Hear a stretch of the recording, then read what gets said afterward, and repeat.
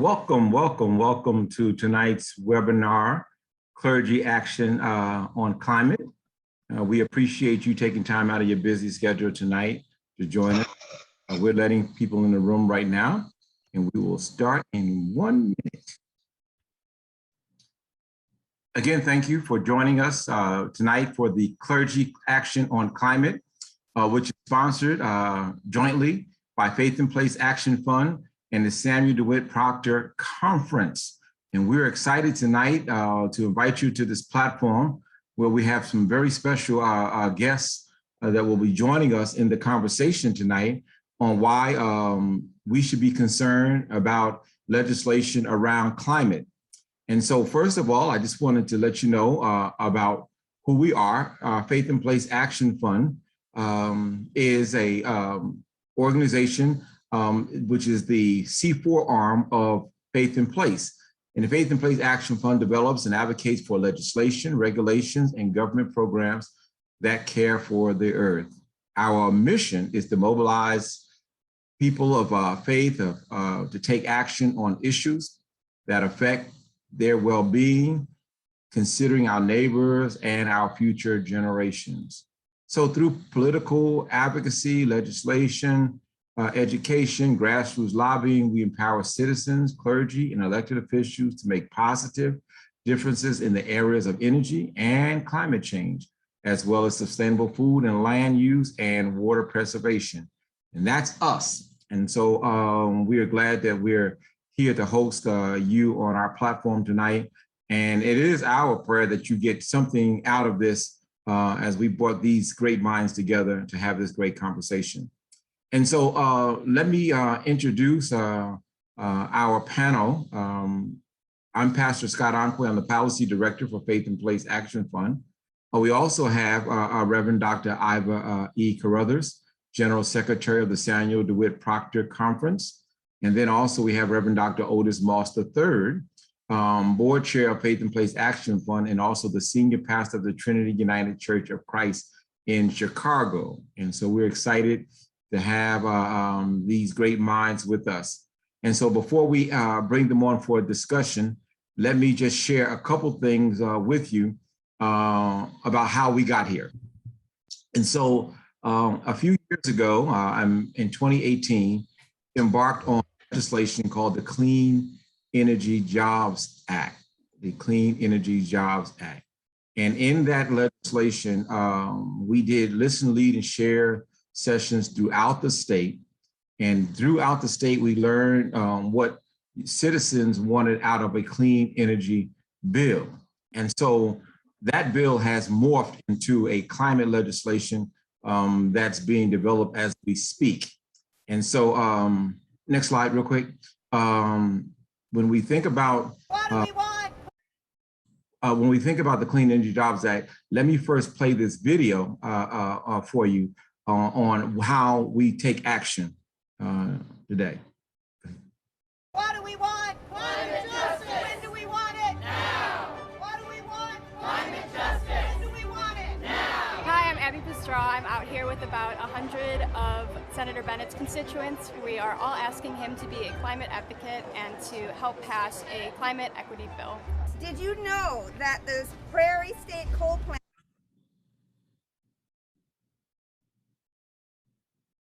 located in southwestern Illinois is the largest emitter of carbon pollution in Illinois and the 7th largest in the entire country? Folks in my generation, and I see many of those folks here today, and many of them are probably your children as well, we are looking at a future where our food, our water, our housing, our jobs, even the air we breathe is threatened by climate change. That's what the IPCC report indicates to me, and that's as simple as it is. That is why we need Scott Bennett to get us on track and pass this legislation. The clock is ticking. I realize it'll take several years to transition from coal to solar and clean energy alternatives. But the time to start is now! So Senator Bennett, please support the governor's bill that phases out coal and closes all coal plants in Illinois, including Prairie State. Do you really believe in climate change? If you do, let's make a change. Let's be a change. Be brave enough to fight for climate. Be brave enough to make your voice known around amongst your colleagues so that they'll know that the house is on fire and we cannot wait. A clean climate bill cannot wait. We need it passed today.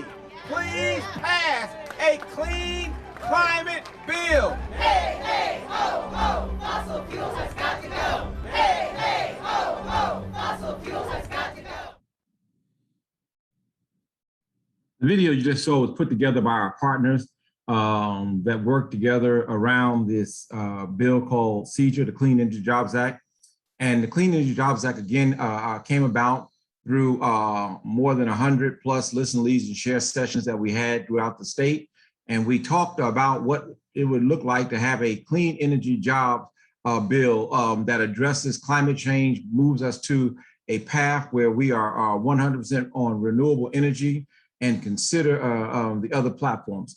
Real quick, let me just take you through the original 4 pillars that we had when we talked about the Clean Energy Jobs Act. Pillar number 1 was promoting jobs, equity, and economic opportunity, especially in communities of color. That was important because we wanted to bring resources to disenfranchised and marginalized communities in the state of Illinois. Pillar 2 looked at ensuring Illinois reaches 100% renewable by the date of 2050. Our goal was to transition out of dirty energy and move towards renewable energy by the year of 2050. Pillar 3 was to reduce the pollution equivalent of 1 million gasoline, diesel powered vehicles from the road by incentivizing people to use electric vehicles, changing our habits in the use of vehicles as in municipalities as well as communities.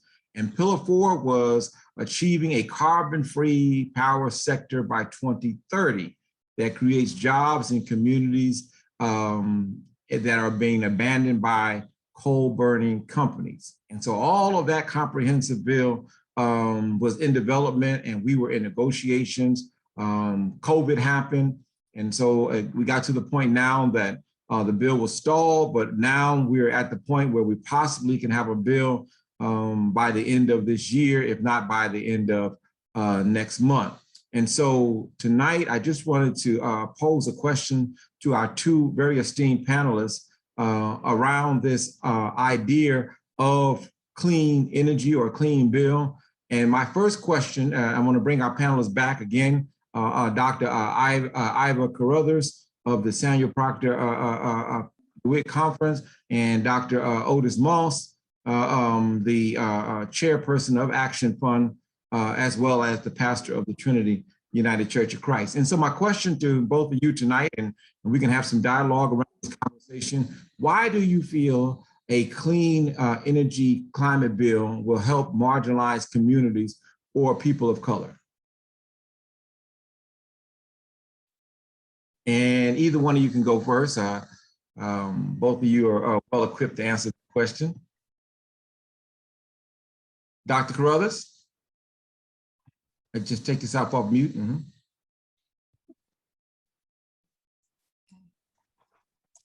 Well, for sure, people of color, and particularly the African American community, has been the victim through environmental racism of the lack of clean air, clean energy, and a clean environment. And certainly as leaders and representatives of the faith community, I think we are particularly positioned and called to make sure that we are engaged in this struggle to bring about clean energy, clean environments for this generation and for future generations. There's an African proverb that I think about often, which says that we all live under the canopy of God. And when you think about what a canopy is, I think it is fair to say that the environment that we have been entrusted by God represents the call for us to be good stewards of that environment. You know, when we think about Genesis, in the beginning, God created heavens and earth. And it was only in verse 26 that God talks about the creation of humankind. And in that creation of humankind, we are entrusted to be good stewards of the environment.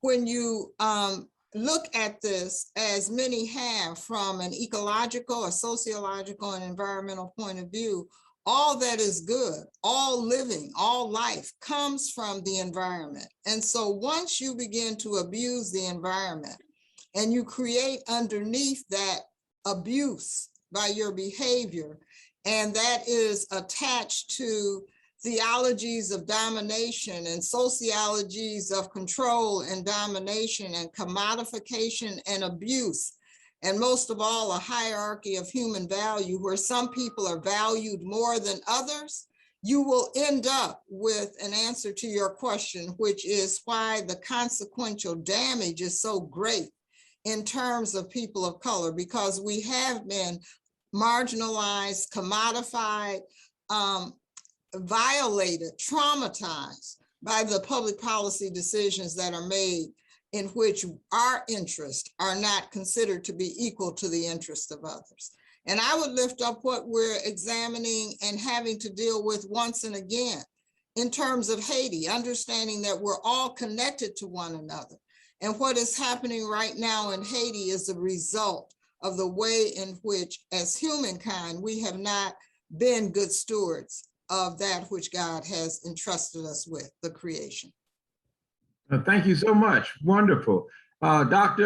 Moss, you want to chime in there? I would love to add to that. I would add several things. One is that we have to recognize that we're talking about the removal, the destruction, the pain, the tragedy of African-American communities, that African-Americans disproportionately live in areas that have high degrees of flooding. The silent killer, better known as living in excessively hot areas. But also, we see the issue of eminent domain has been used upon African-American communities to take our land and then place particular corporations near our communities, creating cancer alleys, such as there is between Baton Rouge and New Orleans, where you have a disproportionate number of people of African descent who have cancer as a result of living near dirty energy, and we're talking clean energy. We can take it globally, talking about Nigeria and Chevron, and the fact that Chevron, again, has taken hold of land that we are called to be stewards of and exploited that land to where it is not even usable, where those who have been fishing for hundreds of years no longer can fish and make a living. When we talk about clean energy, we're also talking about the intersection of reparations. When we talk about clean energy, we're also talking about the redress of eminent domain that was used in a framework of a racialized policy. When we talk about clean energy, we're talking about repair of communities, protecting indigenous communities, and raising the question, are we owners or are we stewards? Standing Rock was also about the sacredness of land, and a clean energy framework allows us to raise ethical questions about how we are to utilize land and resources, not as sole owners, but as stewards. Or I might add, as one comedian said, Dave Chappelle in particular, he said, wait a minute, you mean we're using coal, a 19th century resource, in the 21st century? This makes absolutely no sense. So we have to begin to update the way in which we are providing energy in the 21st century. Absolutely excellent. Thank you so much for both of those very poignant points that you just conveyed. The next question actually builds on a lot that was both you said about environmental racism and how it affects marginalized communities. Just give me a quick a couple minutes on that, environmental racism and how it affects marginalized communities. I'll just start on. Oh, Dr. Cuthers, you go right ahead. I'm sorry. Okay. I was just going to say that when we're talking about environmental racism, I think that some people miss the fact that we're also talking about a form of eco-genocide and wiping out of communities across the globe. The reason that certain people are not concerned about climate change is because they're kind of last on the list of where it will affect. But low-lying areas, coastal areas, people who live on islands in warm areas in and around the equator are going to be affected. And in many ways, there are some communities that will be completely, utterly wiped out. Why is it that African-American children suffer from asthma? It's not genetic, but the research is now showing is because there is a disproportionate amount of African-American people who live near plants that are spewing toxins that cause asthma. There's a recent study that was done that says that in terms of African-American health, one of the pieces in reference to African-American health is environmental racism. The fact that you have communities that live in certain areas where literally the air, the water, the soil is toxic.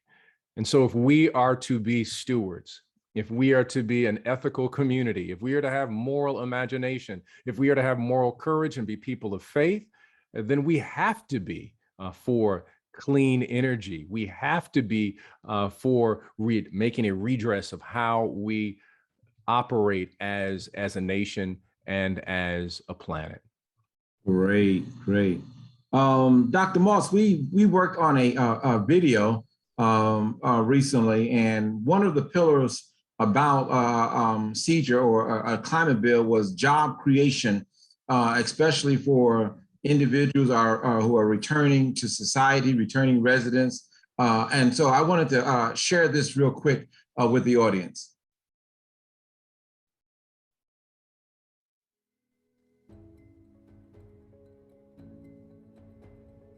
Hi, my name is Charles Perry, and I was given a second chance. 13 years ago, I was released from federal prison after serving 19 years and 29 days, and I was allowed to come back home and start my life all over. But when I came home, opportunities for employment was few and far in between. But I stuck in there, I hung in there, and I continued to strive. And because I did that, somebody opened the door for me. And so now we got to open the door for others.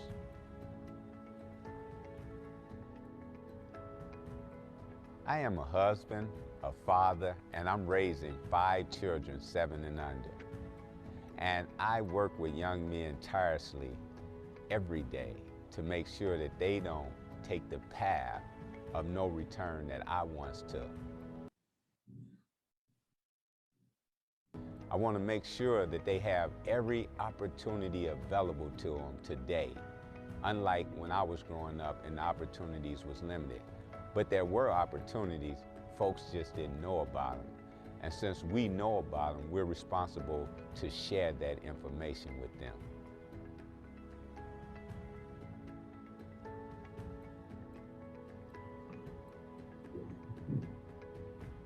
While working with young people, they have reassured me that if they had job opportunities, training, and especially green jobs that's coming online now, that they would not venture down that path of unrighteousness.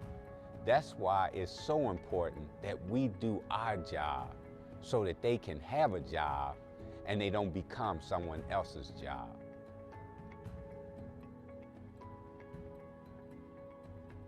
My name is Charles Perry, and I believe in clean energy jobs for Illinois. We can transform our community one clean energy job at a time. Call and email your local state representative today and tell them we deserve clean energy jobs and our young people deserve a second chance.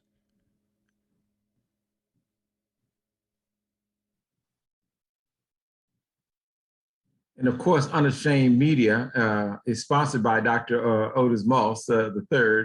And so he's not ashamed of that very nice video that they put together for us around clean energy jobs. I'm going to bring on another individual who's been actually in the negotiations for these very jobs that we're talking about. And I want him to give us a quick update. Delmar Gillis is one of the negotiating team members working to bring this bill over the finish line. And if he can be spotlighted at this time, I would like him to share where we are with negotiations, and then we'll come back to some more discussion. Delmar, are you there? Yes, sir. And thank you, Pastor Onque. Thank you also, distinguished panelists, Dr. Carruthers and Dr. Moss, for your very profound comments and statements. And I really just want to try to amplify a lot of the things that Dr. Carruthers and Dr. Moss said earlier around the importance of this legislation and all the things that we're fighting for. This is far deeper than just creating jobs. It's about the health of our communities. It's about the safety and security of our communities. And it's about leaving a legacy of clean air to breathe, clean water to drink, and just reducing the constant barrage of pollutants that disproportionately impact Black and Brown communities. As Pastor Onque mentioned, I have been blessed enough to be a member of the negotiating team.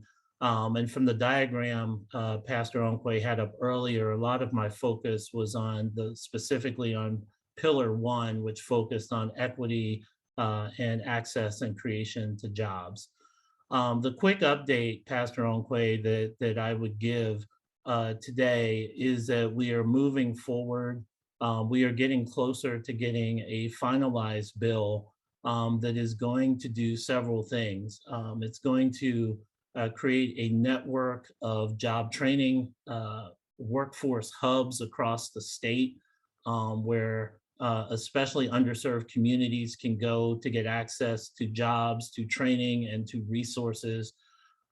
We have and continue to negotiate for provisions that will support our Black and Brown contractors, especially that will provide them access to solar incentives so that we can start to see programs and projects in our communities that are focused on both creating Black and Brown wealth, but also providing sources of clean energy that will not, once again, poison our air or our water.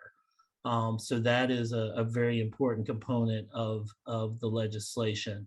We are also working extremely hard to ensure that the jobs that are created across the state are going to hire the workers from our communities. So once again, in addition to helping the contractors, we're also assisting the workers.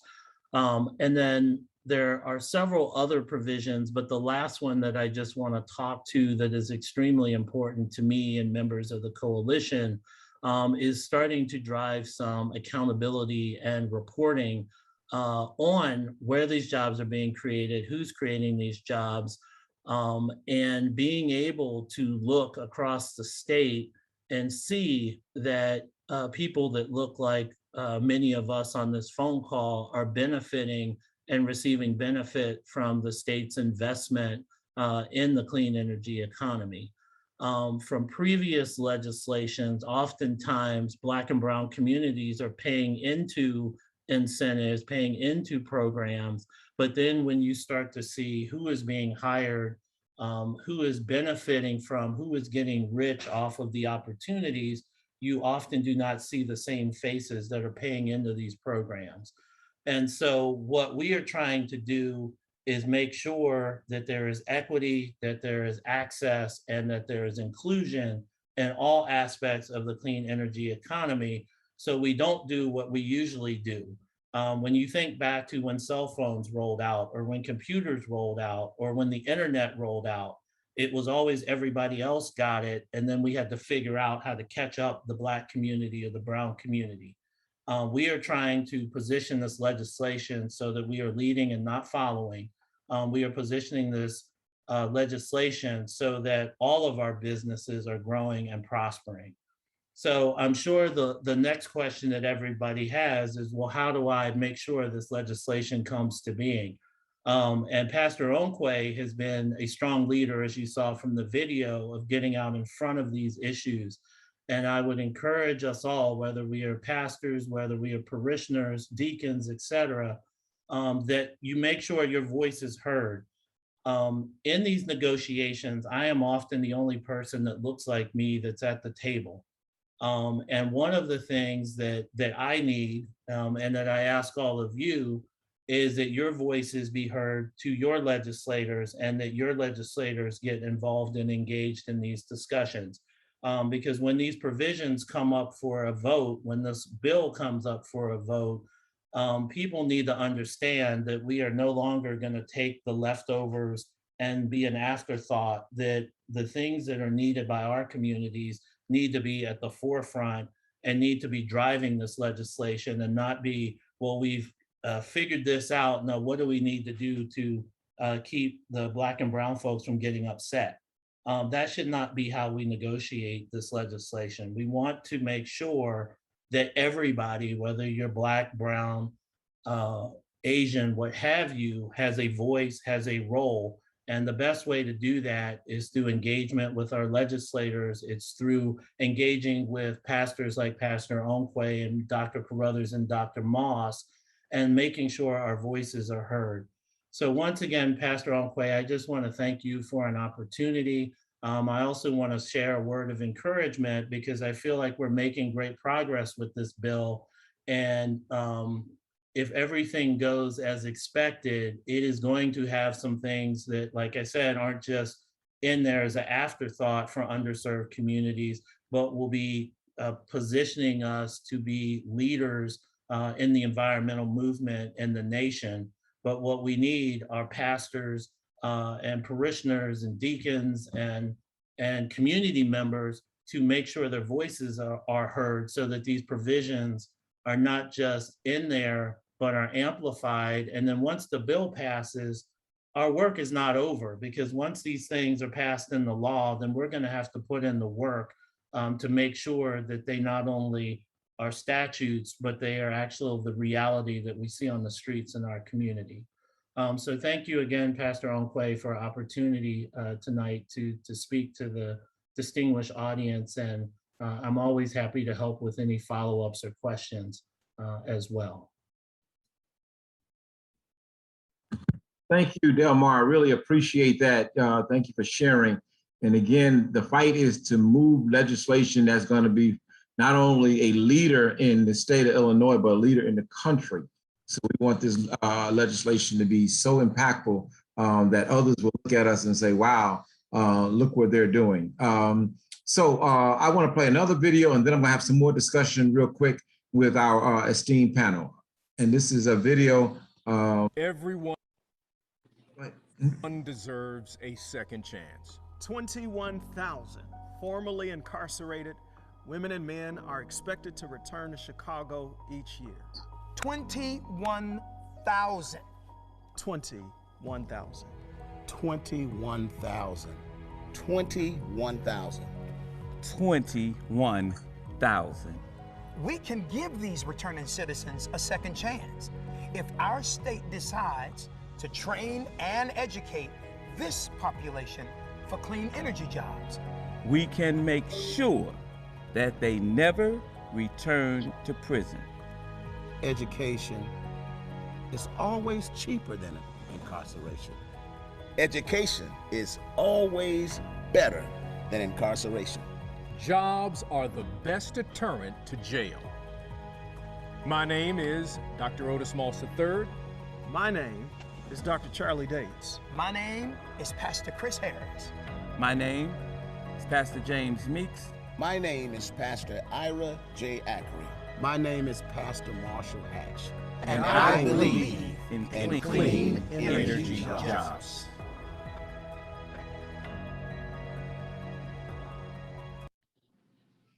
So our esteemed panel, after seeing this video and hearing from Delmar, what are your thoughts on this forward-thinking legislation? We're going to start with Dr. Carruthers.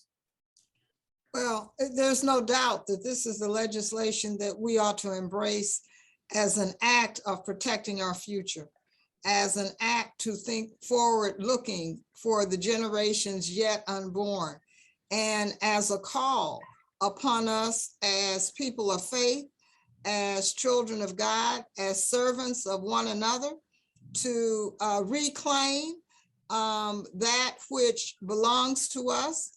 And sometimes it's not even about a second chance because we weren't given a first chance. And so this whole action of reparatory justice, the fight for reparations, is connected to environmental racism and environmental justice. You know, it was the theologian James Cone who said, until we connect environmental racism to other forms of racism, we will not fully be in place to do the unharmed, to do the repair that is necessary for all the harm that we have experienced in terms of the impoverishment and the lack of access and equity that we for multiple generations have had to resist and overcome and be resilient, et cetera, et cetera. It is time for us to stand in a way that allows us to proactively live into the future. Our young people are calling themselves, justifiably so, Afrofuturists, because they envision a different kind of world and a new way forward. When I go to global meetings at the World Council of Churches and the UN, we use the text of Zacchaeus as a model of what it means for reparations. And when you look at what Evanston, Illinois, right around the corner, has done from Chicago, as one of the cities who in Illinois will once again put us on the map, daring to say the reparations begins with claiming the environment in ways that from the use of the environment and the access to capital, you can then make a decision that the least of those do not have to be ignored, and that you can create a tax differential that can be designated for reparatory justice that then allows for us to make remedies such as give grants to people to have housing access, give grants to people to widen their access to health care. Those are the kinds of creative ways in which we need to understand that this jobs movement, jobs creation connected to clean energy becomes a full circle evidence of what we can do when we wake up thinking differently about one another, how we should declare our relationship to one another, and what it means to really live righteously. Great. Thank you for those. Dr. Moss, you got something to chime in on that? Yeah, I would just simply add, excuse me, to that. I saw in the chat that Reverend Vance stated that if we are not at the table, we will be on the table. And if we are not a part of these policy conversations, we literally will be on the table. We will be the menu for the market, the menu for materialism, will be the menu that will fund other people and other communities and a small 1%. This is an interconnection moment, a moment where we connect environmental racism, as Dr. Crothers has already stated, to reparations and to mass incarceration and to economic empowerment, to unionization or union exclusion, and connecting it to all of the other isms within our community and outside of our community. The challenge with climate change is that we have witnessed for such a long time corporations marketing, stating that there is no climate change. There's a great podcast I listened to not too long ago that talked about how BP and Chevron and all of the oil companies put together a marketing campaign so that people would question it. But now they realize they can make a profit in it. So if we're not at the table, there are going to be some corporations who are going to push us out so they can find a way simply just to make a profit. But we are called to spell profit differently and be prophets. Wow, thank you. That's very profound. We have some folks that are in this space that I want to bring forward for a couple 2-minute comment, 2 to 3 minute comments. And Pastor Vance is part of this effort to bring this clean energy jobs bill across the finish line. And I'm going to ask for him to share at this moment. Pastor Vance? Yeah, so I'm just thankful for this gathering. You've got the 2 doctors with you, Brother Anque, and they've shown out and they showed up, and but they also set a vision and a tone for what we need to do. We've clearly seen some of the clergy in the community throughout the city, and we see people now, even on the phone, who are listening now, who are witnesses to what we need to do. I'm just clear that we can't step back. We got to step up. These spaces are too white, and we need to have people of color. When Dr. Moss, I believe, talked about this issue of toxicity, and I think Dr. Carruthers also said the same thing. We've got on 130th Street, right off of the Bishop Ford, there's a toxic donut that is called Algale Gardens, and that particular toxic dump has impacted hundreds and hundreds of people in that community, and they've been impacted by that reality. And so we've got work to do. We got to stay on it. We got to get more Black and brown people in these conversations and to understand the issues and make the intersectionality that, again, has been lifted up between what we're experiencing, environmental racism, environmental justice, injustice, and then what we're doing with reparations and the issue of in our communities and the future. The future. That word is a powerful word about how we continue to keep our eyes on the prize and our eyes on the future. So thank you, Dr. Carruthers, and thank you, Dr. Moss, for your wonderful insights and your sharings. Thank you, Pastor Vance. Appreciate that. You know that no work is done unto an island to itself. We are proud and excited to partner with the Samuel DeWitt Proctor Conference. And this young lady that I'm about to bring forward has a powerful voice and very concerned about her community. And so at this time, let us hear from Tiana Webb, who is part of the Samuel Proctor DeWitt Conference. Thank you so much. And thank you to the panel. This has been a wonderful discussion. I just wanted to share that Proctor has been engaged in the clean energy movement, strengthened by the ethical commitments of our founders, Reverend Jeremiah Wright, Dr. Carruthers, of course, and Dr. Haynes, as an organization that's been unashamedly Black and faith-based, right? So we're interested in justice for the historically underserved communities. And so, of course, we know what we do in our state matters, right? That's why we're all here this evening. But most of all, I think Proctor has been unique in this fight because they know that it's not just a local fight. As Dr. Carruthers mentioned, as Proctor is an NGO with UN consultative status, and we know the intersectional nature of the climate crisis on the global community. So at Proctor, we're keenly aware of the interconnected nature of climate change, which we've heard tonight. And we know that even as we advocate for the most equitable policy on climate justice, our brothers and our sisters throughout the African diaspora, they cannot buy their way out of the climate crisis. They are living it, they are feeling it, and they will continue to. We know that last year there was 55 million people that were forced to move out of their countries because of extreme weather events. And the World Bank estimates that in 3 regions alone, Latin America, Sub-Saharan Africa, and Southeast Asia will generate 143 million more climate migrants by 2050. I lived in Ghana, and I saw the climate impact of flooding and extreme heat, the fragile water and electricity services. I saw the impact of heat wiping out harvest seasons. And we know the impact, as Dr. Carruthers and Dr. Moss mentioned about Haiti. We know their extreme vulnerability to hurricanes and storm surges and flooding and increased temperatures during these dry months. So as we do the right thing tonight, I'm grateful to work for Proctor. As we are invested in changing the tide, I'm grateful that Proctor's calls us to work on this issue on a deeper level of accountability and solidarity and community.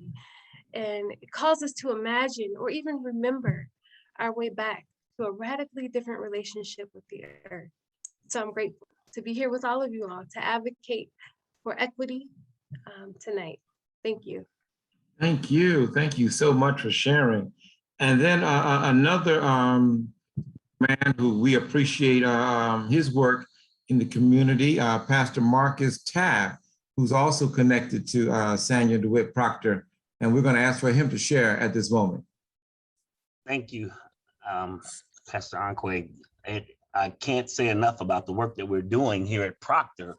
I've listened to what Reverend Vance said, and he's right. We can't take our foot off the gas. This is a crucial time for us, especially in our communities, that we continue to move this forward. Here at Proctor, we are galvanizing our pastors and congregations with listen, lead, and share conversations through our Zoom calls, and just making sure that the word is out and that it's important to us. You know, you might hear from people in our community that there are things that are a little bit more important in environment, and that's where we need to step in and disprove that myth.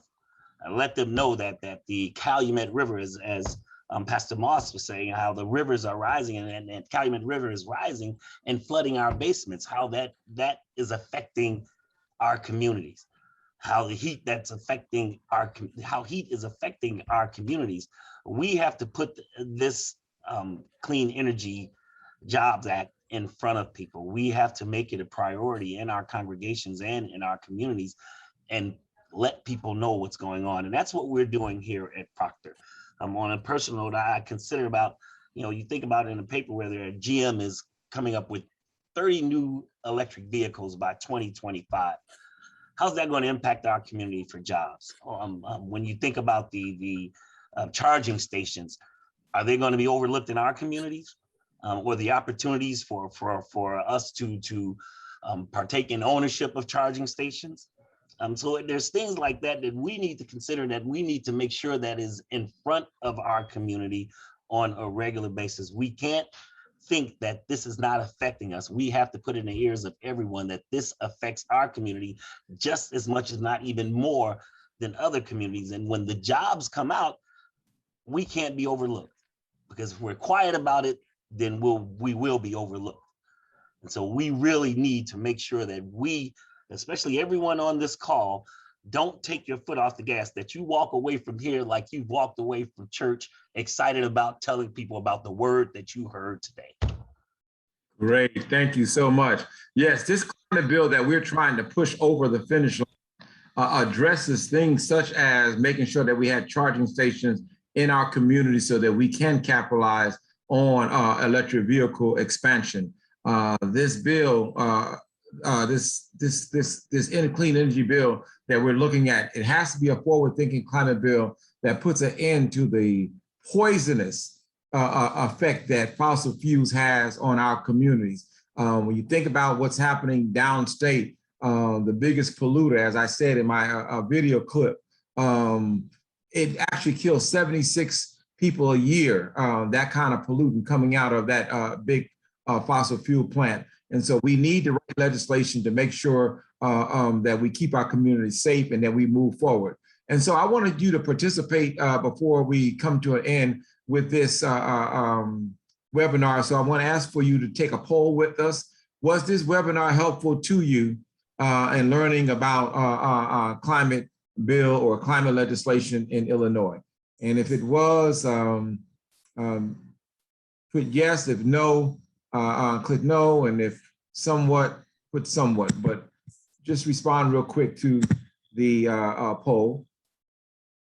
Wonderful. So 86% said it was very helpful, and the other percentage, the 14% said somewhat helpful. And so great. We're glad that that was helpful. Now the next question, the poll, next question is, which of the following actions are you willing to take? So this is about action. So we heard all of our voices say take action. We heard in the comments, which of the following actions are you willing to take? Let's put that poll up real quick. Oh, there we go. All right. So sign a petition for climate justice, call my legislator directly asking them to pass a climate bill, tell members of my house of worship to support a climate bill, all of the above or none of the above. And the results are Wonderful. Okay. And so 74% said all of the above. 11% said sign a petition. 11% said call my legislator, and 4% said tell members of my house of worship. And I want you to do all of the above. Absolutely. Now, since you said you were willing to do all of the above, we're going to put an action in right now that you can do. If you click on the bit.ly/elected officials and enter your zip code, your letter is on its way to your elected officials. If you want to go into the chat and click on your petition there, just move your mouse over to that bar, click on it and put in your zip code there. And again, your letter is on its way. We're making this easy for you. You don't have to sit down and write the letter. All you have to do is fill in the spots there with your name, and we can make sure that your representative gets your letter right away. And we want you to do that while you're on the line with me, if you can. And then we're going to bring our esteemed panel back for closing remarks, and then I'm going to let you go. So let's fill out that petition. As simple as filling out that bottom part, putting your name in, pushing next, and then the good news is just in case you don't know who your elected officials are, the petition lets you know who they're sending it to.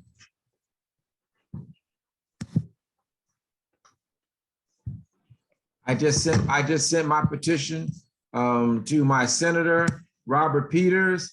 I sent it to my governor, J.B. Pritzker, and my representative, Curtis Tarver. Those are mine. So you will find out who your representative is according to your zip code and your address, and they will get this petition right now. Listen, we are glad that you're on. So many of you who responded to our emails, our text messages, to be on this call tonight. I see quite a few people from Baptist General State Convention. I appreciate you so much. Thank you so much for joining us tonight. I see individuals in power.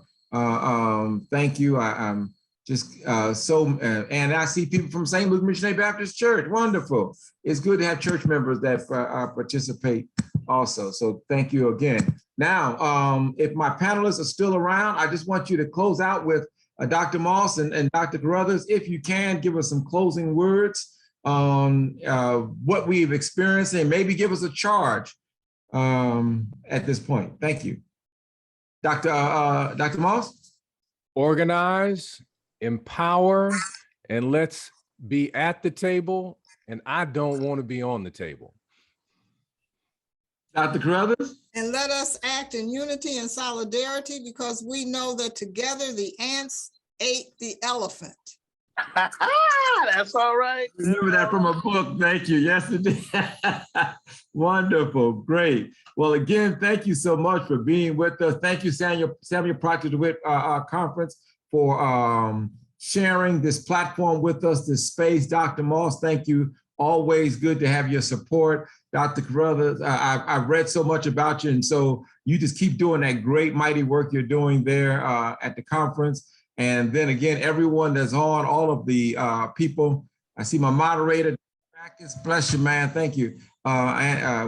So all of you who are in this fight, let's continue this fight. We're this close. We're almost over the finish line.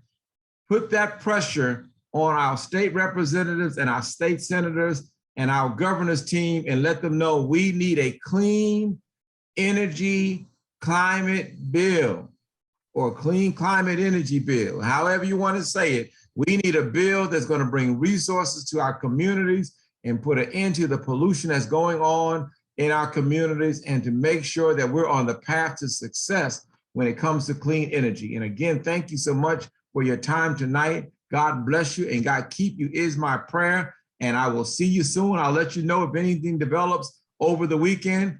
Please stay in contact with the Faith in Place Action Fund, as well as the Samuel DeWitt Proctor Conference, and we will let you know exactly what's happening with the clean energy climate bill that's on the table right now.